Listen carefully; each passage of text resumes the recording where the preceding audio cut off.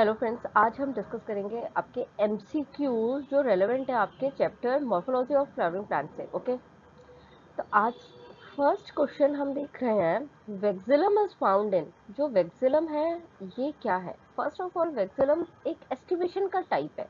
आपने वेलवेट देखा था, एम्ब्रिकेट, ट्विस्टेड, तो वेक्सिलम भी एक टाइप था एस्टिवेशन का। आपने अगर मेरा लेक्चर देखा है या किसी का भी लेक्चर देखा है ये एस्टिवेशन से रेलेवेंट, तो वहाँ आपने देखा होगा। वेक्सिलम अब कौन सी फैमिली में मिलेगा? क्रूसीफेरी, रोजेसी, सोलेनेसी एंड पेपिलियोनेसी। तो लेग्यूमिनेसी की एक फैमिली है पेपिलियोनेसी। इसका एक स्पेशल कैरेक्टरिस्टिक्स है कि वेक्सिलम टाइप ऑफ इन्फ्लोरेसेंस यहाँ वेक्सिलम टाइप ऑफ एस्टिवेशन दिखाई देता है आपको पेटल्स में। अब वो वेक्सिलम टाइप का कैसे, किस तरह का एस्टिवेशन है? तो देखो, एक स्टैंडर्ड फ्लावर होता है, ये साइड में इस तरह से विंग्स होते हैं, ठीक है, और नीचे यहाँ पे इस तरह का अरेंजमेंट दिखाई देता है टू पेटल्स का। एक्चुअली ये है 5, 1 this one and 2 wings and 2 keels. इनको कील कहते हैं, KEEL। ठीक है, ये स्टैंडर्ड है और इसको दो साइड में जो लेटरल है इनको विंग्स कहा गया है। तो इस टाइप के एस्टिवेशन को कहा जाता है वेक्सिलम एस्टिवेशन। तो ये पेपिलियोनेसी में मिलेगा। क्लियर? अब बात आती है अंडरग्राउंड स्टेम की। अंडरग्राउंड स्टेम है और इडिबल भी है। तो देखो, आपने देखा है, ग्राउंडनट की बात करोगे, स्वीट पोटैटो और कैरेट की बात करते हैं पहले। तो ये दोनों तो क्या है, रूट का मॉडिफिकेशन है। स्वीट पोटैटो भी क्या है, रूट मॉडिफाई हुआ है स्टोर करने के लिए फूड को। तो ये क्या है, रूट का मॉडिफिकेशन है। क्लियर? अब बात आती है ग्राउंडनट की। तो ग्राउंडनट में आप देखोगे कि अंदर सीड जो होता है वो एडिबल पार्ट होता है।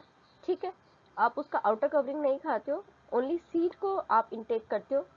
तो ये भी एक अंडरग्राउंड स्टेम नहीं है, एडिबल नहीं है। लेकिन ये जो पोटैटो है, पोटैटो एडिबल भी है और अंडरग्राउंड स्टेम भी है। क्लियर? यही चीज आपको कंफ्यूज करती है पोटैटो में या स्वीट पोटैटो में, कि पोटैटो तो है एक स्टेम का मॉडिफिकेशन, लेकिन कैरेट या स्वीट पोटैटो की बात करोगे तो ये मॉडिफिकेशन है आपके रूट्स के।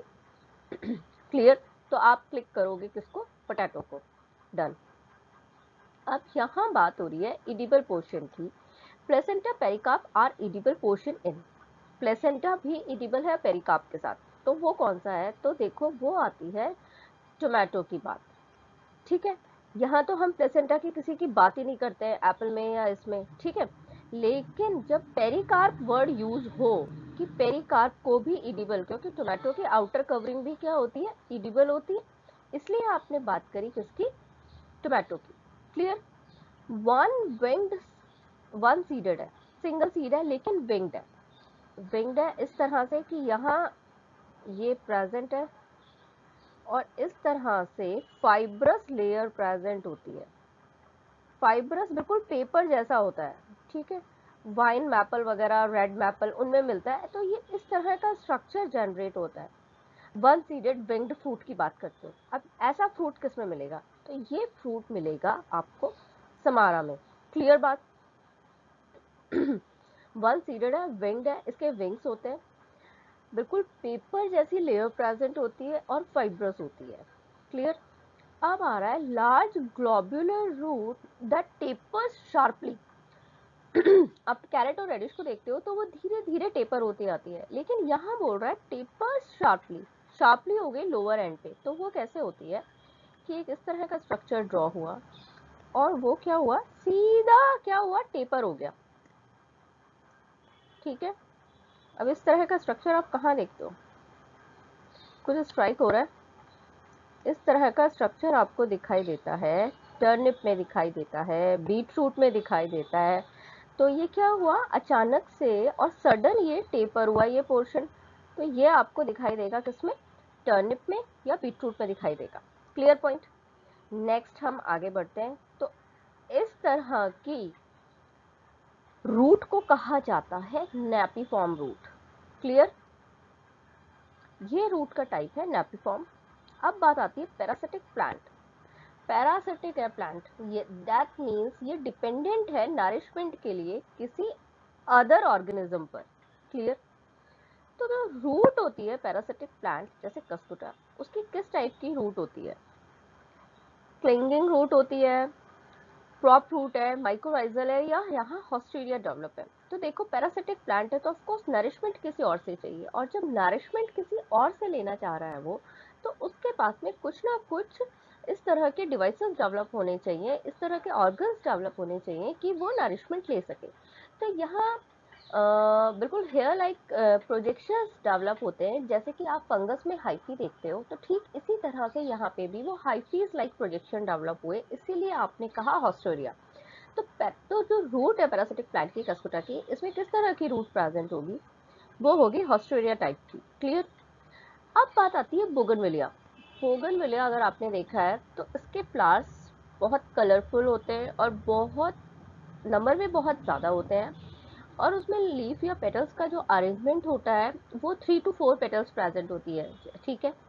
और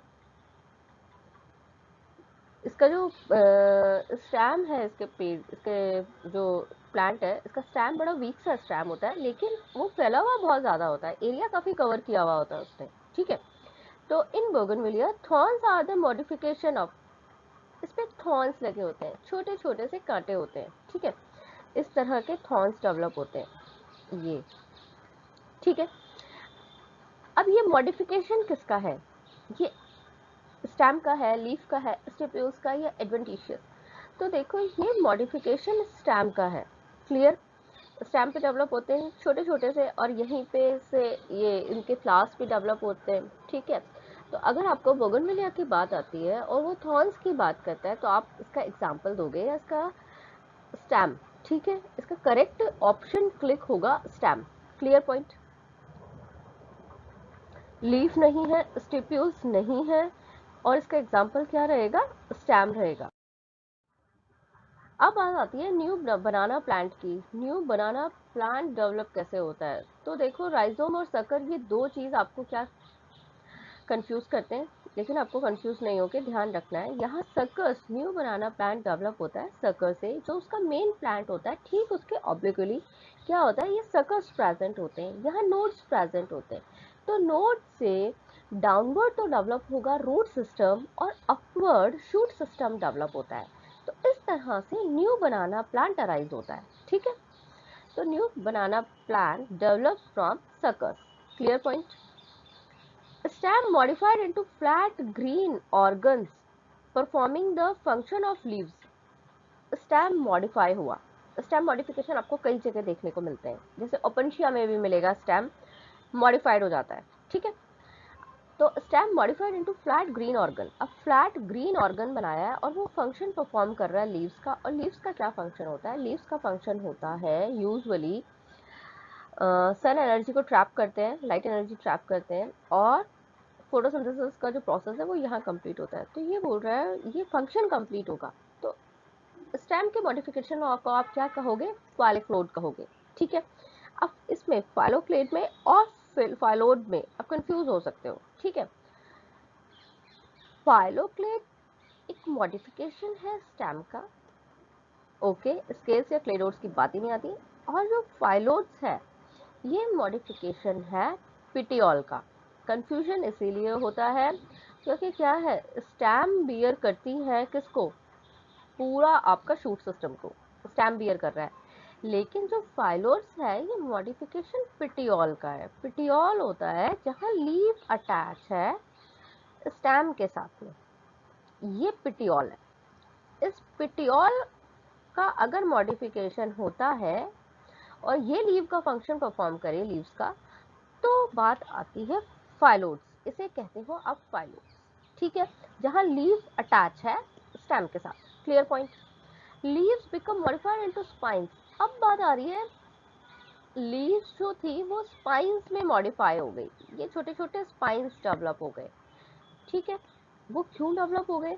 क्योंकि वाटर लॉस कम से कम हो, इसीलिए लीव्स क्या करती है, स्पाइंस के फॉर्म में मॉडिफाई हो जाती हैं कि वाटर लॉस ना हो। तो आप बात कर सकते हो, इस तरह की बात आती है जीरोफिटिक प्लांट्स जो है वहां बात करते हो। तो इसका एग्जाम्पल होगा आपका ओपनशिया। ओपनशिया में एक्चुअली क्या होता है, ये जो इसका स्टेम है ये फंक्शन परफॉर्म कराएगा। ठीक है, किसका? लीव्स का फंक्शन ये परफॉर्म कराएगा और लीव्स ने क्या किया, अपने आप को ट्रांसफॉर्म कर लिया, मॉडिफाई कर लिया स्पाइन्स में। Clear point? एक्चुअली यहाँ आपको कुछ चीज़ें कंफ्यूज कर सकते हैं, लीव्स का मॉडिफिकेशन है या स्टेम का मॉडिफिकेशन है, ठीक है। तो आपको ध्यान रखना है, यहाँ आप कंफ्यूज अब नहीं होंगे जब आपको पता है लीव्स का फंक्शन परफॉर्म स्टेम कर रहा है, that's why leaves are modified into spines. Clear point? अब बात आती है हाइपेंथोडियम। जो हाइपेंथोडियम है, ऑफ कोर्स आपको पता है हाइपेंथोडियम, जब हमने साइमोस रेसिमोस पढ़ा था वहां हमने पढ़ा था हाइपेंथोडियम टाइप ऑफ इन्फ्लोरेसेंस भी। तो हाइपेंथोडियम एक स्पेशलाइज्ड टाइप ऑफ क्या है, ऑफ कोर्स इन्फ्लोरेसेंस है। फ्रूट में तो हम नट, समारा इसकी बात करते हैं, ठीक है। ओवरी में आप बात करते हो सुपीरियर, इंफीरियर, या आप सुपीरियर इंफीरियर की बात करते हो, और एक टर्म मेरे माइंड से स्लिप हो रही है, सेमी इंफीरियर है, हाइपोगाइनस की बात करते हो, एपिगाइनस की बात करते हो, ठीक है। तो ये आपके ओवरी के टाइप है। फ्रूट में आपने अभी बात करी नट, समारा, बेरीज, एकीन्स, ठीक है। और हाइपेंथोडियम एक इन्फ्लोरेसेंस है जहां आप डिस्कस करते हो racemose type of, साइमोस type of inflorescence, ठीक है। अब बात आती है sweet potato. Sweet potato homologous किसके है, ठीक है। तो देखो, स्वीट पोटैटो एक मॉडिफिकेशन है रूट का। क्लियर बात? तो पोटैटो रूट नहीं है, ठीक है। तो यहाँ रूट की बात आएगी, स्वीट पोटैटो होमोलोगस, सीधा हम बात करेंगे टर्निप, क्योंकि फूड स्टोर करने के कारण स्वीट पोटैटो जो है ये भी क्या होता है, इसमें स्वलन पार्ट प्रेजेंट होता है। अगर ये स्वीट पोटैटो का स्ट्रक्चर इस तरह से विड्रॉ कर सकते हैं, ऐसे फूला हुआ स्ट्रक्चर होता है यूं, ये तो क्या है, स्टोर किया ये फूड मटेरियल। टर्निप की बात करोगे तो टर्निप में भी इसी तरह होता है, ये फूड मटेरियल स्टोर करने के कारण इस तरह की हो जाती है। ऑफ कोर्स ये of course pink pink show होती है ना, पिंक पर्पल, नीचे से वाइट वाइट दिखाई देती है, इसका जो टेपर पार्ट है वो वाइट शो होता है, अपर पार्ट पर्पल शो होता है, ठीक है। तो ये बात हुई आपके टर्निप की। तो ये किसका मॉडिफिकेशन है, ये स्वीट पोटैटो होमोलोगस है। Homologous that means same type of, तो ये है टर्निप के। क्लियर? अब बात आती है which one of the following is not an example of stem modification. Stem का मॉडिफिकेशन नहीं है, तो कौन नहीं है स्टैम का मॉडिफिकेशन? टेंड्रिल्स ऑफ कुकुम्बर, ये भी टेंड्रिल्स कहाँ से डेवलप होंगे, टेंड्रिल्स का ये स्ट्रक्चर हो सकता है। ये सभी शो कर रहे हैं, ये ओवरऑल पोर्शन, ये सभी स्टैम के मॉडिफिकेशन है। जैसा कि अभी हमने देखा था कि स्टैम मॉडिफाई हुआ, ये स्टैम है और ये मॉडिफाई हुआ, और इसने मॉडिफाई होके क्या किया, लीफ का काम किया। तो स्टेम मॉडिफिकेशन, अभी हमने थॉर्न्स की बात करी थी, थॉर्न्स में भी हमने देखा था कि वो स्टेम का मॉडिफिकेशन थे जब हमने बात करी थी बोगनवेलिया की। जब हम बात करेंगे इन टेंड्रिल्स की, तो ये जो टेंड्रिल्स हैं, ये टेंड्रिल्स में किसका मॉडिफिकेशन है, ऑफ कोर्स स्टेम से डेवलप हो रहे हैं तो स्टेम का मॉडिफिकेशन है। क्लियर बात? लेकिन जो नेपेंथीज होता है, नेपेंथीज का जो प्लांट होता है, वो क्या करता है, इंसेक्ट को इस तरह से ट्रैप कर लेता है। Clear point? अब ये इंसेक्ट को इस तरह से जो ट्रैप करने का काम कर रहा है, तो नेपेंथीज में ये इसकी बात कर रहा है, ठीक है। तो ये किसका मॉडिफिकेशन है, ऑफ कोर्स ये मॉडिफिकेशन है लीव्स का, लीफ का, ठीक है। लीव्स होती हैं ये, और ये मॉडिफाई होके इस तरह वर्क करती है कि इंसेक्ट को अंदर ट्रैप कर सके। Clear point? तो ये मॉडिफिकेशन है आपके लीफ के, और जितने आपके 3 एग्जाम्पल दिए हैं वो सभी है स्टैम के मॉडिफिकेशन। Clear point? अब बात आती है जो प्लांट बियर करता है क्लिंगिंग रूट को।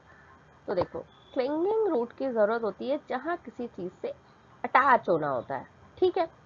अटैच होने के लिए क्लिंगिंग रूट्स डेवलप होती हैं, ठीक है। अब ये क्लिंगिंग रूट्स डेवलप होती हैं किसमें, ऑर्किड में।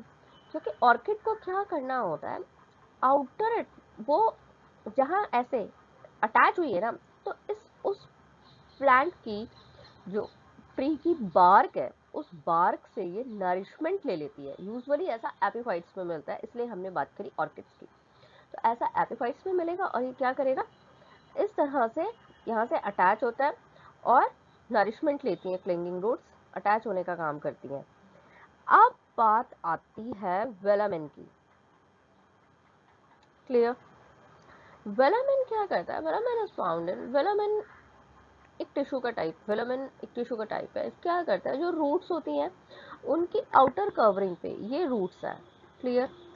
अब इनकी आउटर कवरिंग पे क्या होगा, वेलामिन की बहुत सारी लेयर्स प्रेजेंट होती है, वेलामिन टिश्यू प्रेजेंट होता है। और जो वेलामिन टिश्यू का कैरेक्टरिस्टिक्स फीचर है वो है कि ये मल्टी लेयर में प्रेजेंट है, यह मल्टी लेयर प्रेजेंट होती है। इससे क्या होता है, वाटर लॉस कम से कम होता है। और एक पॉइंट कि ये यूवी रेज से भी प्रोटेक्शन करती हैं। ठीक है? तो जो, क्योंकि ये एरियल रूट्स है, ठीक है, एरियल रूट्स ऑफ ऑर्किड्स, और एटमॉस्फेयर से मॉइस्चर जो है उसको एब्जॉर्ब कर लेती हैं। Clear point? एटमॉस्फेयर में जो मॉइस्चर प्रेजेंट है उसको एब्जॉर्ब करने का काम कौन करता है, ये वेलामेन करता है। और ये मल्टी लेयर में प्रेजेंट होता है, तो ये यूवी रेज से भी रूट्स की प्रोटेक्शन करती है। वाटर लॉस इसी के कारण कम से कम होता है, क्योंकि मल्टी लेयर में तो वेलामिन प्रेजेंट है, तो क्या होगा, वाटर लॉस नहीं होगा। जो हीट उस रूट से टकराएगी तो क्या होगा, वाटर वेपर बन के निकल जाना चाहिए, लेकिन इसका मल्टी लेयर में होने के कारण ऐसा नहीं होता कि वाटर वेपर बन के आउट और ट्रांसपिरेशन का प्रोसेस परफॉर्म हो, ऐसा नहीं होगा यहाँ पे। Clear point?